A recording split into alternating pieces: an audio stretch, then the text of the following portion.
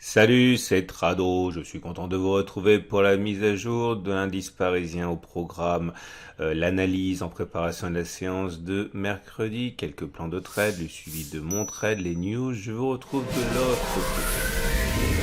Alors, première des choses, effectivement, progression sage de 0,28%, avec beaucoup de prudence du côté du CAC 40. Et il est vrai que les raisons de montée n'étaient pas non plus légion, avec des statistiques qui certes confirment la rémission lente de l'économie, mais sur le plan pandémique, rien de neuf. Cela reste quand même hors de contrôle dans plusieurs pays, dans plusieurs zones, y compris dans des pays développés. Encore une fois, c'est très important de le souligner.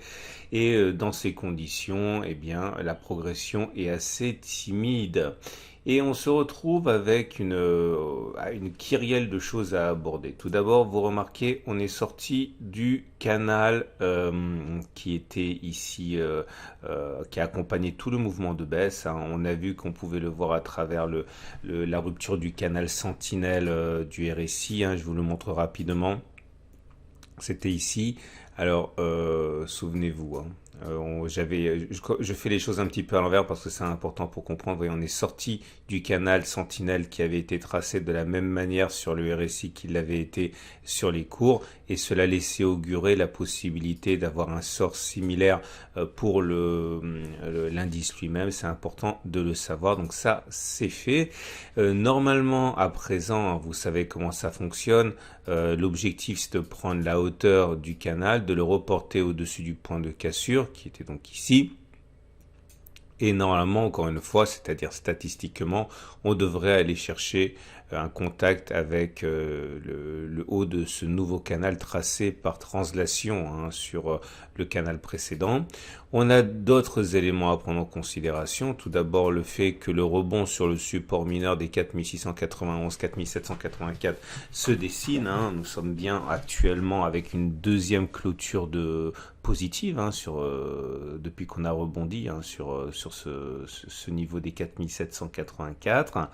On a également le chandelier japonais du jour à prendre en considération, parce que si le chandelier japonais de lundi était plutôt encourageant avec sa clôture dans le tiers haussier et sa couleur verte, celui d'aujourd'hui est beaucoup moins sympathique avec une clôture dans le tiers neutre et un corps rouge, c'est-à-dire qu'on a terminé plus bas que l'on a ouvert.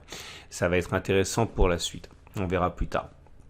J'aimerais également mentionner avec vous les Fibonacci parce qu'on en avait parlé hier, et donc à partir de là, j'avais expliqué que les Fibonacci étaient intéressants à prendre en considération lorsqu'il y avait des retracements, que ce soit à la hausse ou à la baisse, parce que les traders aiment bien rentrer sur les niveaux de Fibonacci, et j'avais expliqué dans la vidéo d'hier que les 23,6% n'ayant pas réussi à initier une fin de progression, hein, il fallait chercher du côté des 38,2%, et vous voyez, c'est au point près, hein. Les traders sont vraiment incorrigibles, hein, entre guillemets, ils agissent tous de la même manière, et le reflux sur les 38,2% peut permettre d'envisager une continuation de la consolidation tant que l'on n'aura pas passé les 38,2% à la hausse, auquel cas il faudra envisager que les 50% fassent leur office. Je vous rappelle que tout ça c'est expliqué dans le pacte Outrado que vous pouvez retrouver à la fin de cette vidéo par incrustation, et je vous rappelle également, parce qu'on me le demande toujours, hein, que ce pacte Outrado peut être financé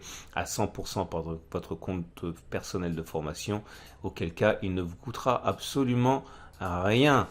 Regardez également quelque chose ici au niveau de la fourchette d'Andrews, hein. Je vous rappelle que on a une fourchette d'Andrews ici dont la médiane n'a absolument pas été ralliée, hein. Vous prenez un plus haut, vous prenez un plus bas et vous prenez un plus haut consécutif, et normalement dans plus de cas que le contraire, on va chercher la médiane, et quand ce n'est pas le cas et qu'il y a une sortie, la sortie elle est violente, on y reviendra le cas échéant après. Donc ceux qui veulent effectivement parier sur le cas le plus fréquent de ralliement de la médiane peuvent toujours le faire. Ceux qui sont plutôt aussi à attendre, j'imagine, hein, que l'on sorte de ça pour pouvoir profiter de l'impulsion. Ce qui nous amène directement aux éléments purement techniques, à savoir la moyenne mobile à 20, la moyenne mobile à 7 jours, la moyenne mobile à 50 jours et les bandes de Bollinger. Alors, plusieurs choses. La bande de Bollinger, bon, on a déjà beaucoup backtesté ça, mais simplement pour mémoire, hein, on a fait un T1, on a fait un T2, donc deux clôtures en dessous de la Bollinger inférieure, on a réintégré, on a allé chercher la M7. Je rappelle que si on clôture au-dessus de la M7, ce qui n'est pas le cas ce soir, statistiquement, on devrait aller chercher la M50, on backtestera ça le cas échéant. Pour l'instant, c'est pas encore le cas. Moi, j'aimerais surtout attirer votre attention sur le fait que la tendance générale est toujours baissière pour l'instant. Hein. On est en dessous de la moyenne mobile à 20 jours qui descend. On est également en tendance de court terme baissière, hein, puisqu'on est en dessous de la M7 qui descend, même si, bon, on va dire qu'on est neutre parce que c'est pas une science exacte. On est globalement au contact de la M7. Par contre, la tendance de fond, elle est neutre, hein, puisqu'on est en dessous de la moyenne mobile à 50 périodes qui monte. Je vous rappelle qu'on avait backtesté le fait que généralement on avait 8 bougies pour clôturer au-dessus de la M50 et se remettre dans le sens de la tendance de fond. Hein. Il faut garder à l'esprit tous ces vieux backtests que j'ai fait parce qu'ils vous resserviront sur ça, sur les actions, sur n'importe quoi. Hein. Il faut absolument être capable de réutiliser ce que je vous explique si vous êtes débutant, sinon ça ne sert pas à grand chose. Ce qui nous amène donc aux éléments purement techniques. Alors, je reviens pas sur le RSI dont j'ai parlé déjà de l'utilité qu'il avait eu hier avec le canal sur le RSI, hein, qui était en fait une sentinelle. J'aimerais vous parler de quelque chose qui est rare, enfin relativement rare, c'est un triple signal haussier sur les indicateurs techniques rapides. Je vous rappelle que le MACD 0, le stochastique et le CCI sont pour moi des indicateurs techniques rapides. Leurs signaux doivent se diffuser aux indicateurs techniques lents pour enclencher une tendance haussière. Mais pour l'instant, vous rêvez pas. Le même jour, le MACD 0 retard passe au-dessus de son signal, le stochastique passe au-dessus de son signal et le CCI passe au-dessus de son signal. Et évidemment, vous me voyez venir. Qu'est-ce qui se passe? Que se passe-t-il généralement lorsque cela se produit? Alors, il y a plein de backtests possibles. Celui qui m'intéresse aujourd'hui, que je n'ai pas encore fait, c'est de savoir si on va d'abord repasser en dessous des plus bas ou est-ce qu'on va aller chercher au moins la distance au-dessus correspondant à l'écart avec le plus bas. Bon, clairement, voilà, ça c'est la distance avec le plus bas. Le test sera réputé gagné si on va au moins chercher l'équivalent avant de passer en dessous des précédents plus bas.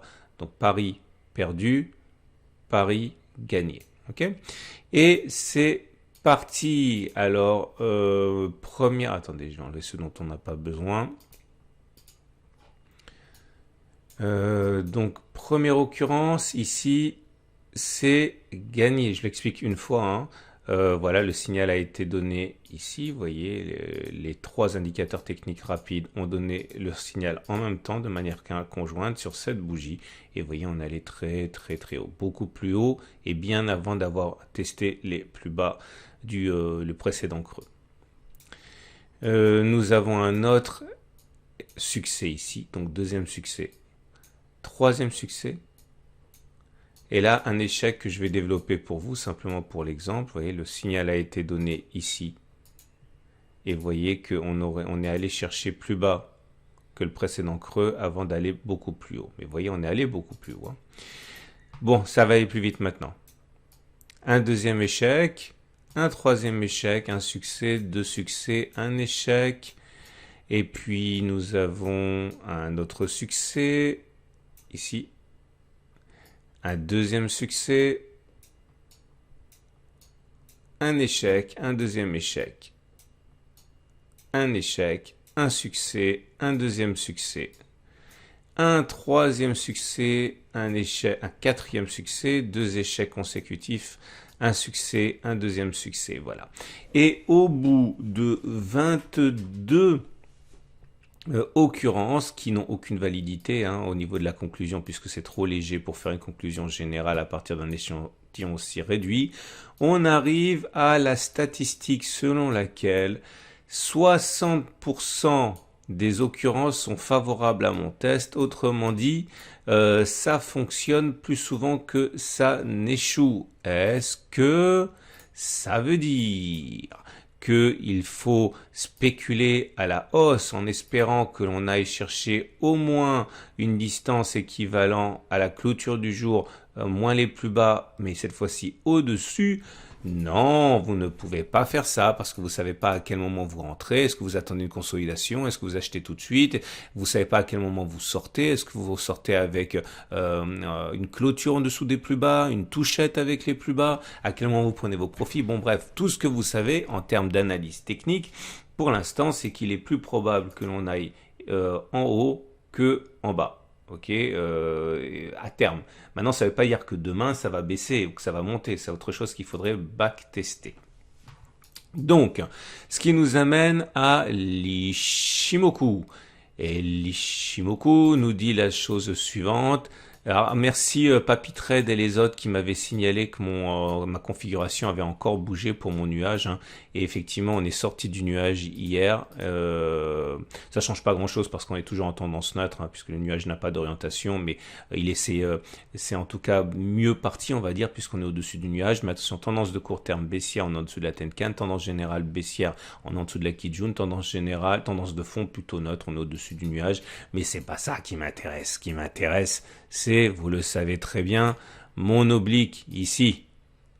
Et je veux voir ce qui va se passer. Et je considère que la prochaine impulsion haussière, elle arrivera, si elle arrive, lorsque l'on sera passé au-dessus de, lorsque la lagging span sera passée au-dessus de cette oblique. On passe au trade. Alors, tout d'abord, je réponds à une petite question qui m'a été posée. On m'a demandé, mais Trado, quand tu dis que tu achètes ou que tu vends, tu parles de quoi? Des actions, des trackers? Non, à titre personnel, je travaille avec les CFD, les Contract for Difference, produits et émis par mon partenaire IG Markets, dont vous trouvez le lien en dessous de la vidéo, mais attention, c'est à réserver aux traders qui ont de l'expérience. Si vous n'avez pas d'expérience, ne touchez pas au CFD. Il faut d'abord acquérir de l'expérience et une fois que vous en avez acquis, vous pouvez effectivement faire comme moi, trader avec des CFD ou des futurs. Ça dépend, j'utilise les deux, hein, ça dépend. Parce qu'en fait, il faut beaucoup plus de sous de capital pour trader sur les futurs que sur les CFD. Et quand il m'arrive d'acheter plusieurs lots à la fois, je préfère acheter plusieurs lots de CFD, ce qui me permet de sortir progressivement et d'entrer progressivement qu'avec des futurs où il faut effectivement un capital beaucoup plus important pour entrer plusieurs lots à la fois. Et nous avons donc ici la possibilité de trader bien sûr à la hausse ou à la baisse. Alors moi je vous rappelle, j'ai eu de la chance, je suis rentré ici selon le plan qui était évoqué dans la vidéo du week-end. Pour l'instant, j'ai pas gagné mon pari puisque je vous rappelle que mon objectif c'est d'aller chercher ce niveau-là. On en est très loin. Mais en tout cas, vous, ce que vous pouvez faire, vous avez aujourd'hui eu un backtest qui vous permet éventuellement de rentrer. Alors, par exemple, si vous considérez qu'on a fait les plus bas, vous pouvez mettre un stop, mettons à moins 3%, moins 2,7%, et viser au moins 2,7%, ça tient, puisque la prochaine résistance forte, elle est là, à 4,6, donc vous avez un ratio gain risque supérieur à 1. C'est une possibilité. Si vous avez un biais plutôt baissier, et que vous pensez qu'on n'a pas tout vu et qu'on devrait normalement encore aller plus bas, vous pouvez par exemple considérer que le gap ici va jouer un rôle de résistance. Bon, j'ai un petit peu de mal à voir qu'il fasse son rôle, son office de résistance parce que on a déjà atteint l'objectif qu'on s'était fixé. Et généralement, quand c'est le cas, je considère que c'est un peu plus du gruyère. Donc, on peut par exemple envisager de mettre un stop, mettons, voilà, au-dessus du gap à 3%, en visant au moins 3%. Bon, le problème, c'est que ça vous invite à parier sur un transit à l'intérieur d'une zone de support où il y a des acheteurs. Hein, donc, j'aime pas trop ça. Mais autre possibilité, vous avez... Ah bah tiens, vous avez la fourchette d'Andrews. Non, vous avez les Fibonacci, pardon. Donc, vous pouvez trader les Fibonacci en disant la chose suivante. Voilà, les 38,2%, ça a bloqué les cours aujourd'hui. Si vous visez par exemple, allez, vous mettez un stop au-dessus des 38, au-dessus de 50, sachant qu'il va y avoir des traders qui vont entrer ici et là. Hein. Vous mettez un stop à 1,9, vous visez un retour sur les plus bas de 2,5, vous avez votre ratio gain-risque qui est supérieur à 1. Voilà, je vous souhaite une excellente journée. Je vous remercie pour m'envoyer tous vos encouragements via les commentaires sur YouTube. J'aimerais également dire officiellement merci au vainqueur du concours de trading IG qui s'est achevé. Il m'a envoyé je donne pas son nom parce que je suis pas sûr qu'il veuille le faire. Mais en tout cas, merci beaucoup de m'avoir rendu en partie responsable de la victoire en stipulant lors de l'interview que c'était notamment en suivant un petit peu mes vidéos que tu as appris à trader. Voilà, ça me fait très très plaisir. Voilà. À demain pour la mise à jour. Et n'oubliez pas la mise à jour de l'or aussi qui va arriver. Ça y est, l'or atteint 2000 $ par once, record absolu. Il est peut-être pas trop tard pour s'y intéresser. Allez, à demain et à tout de suite pour la mise à jour pour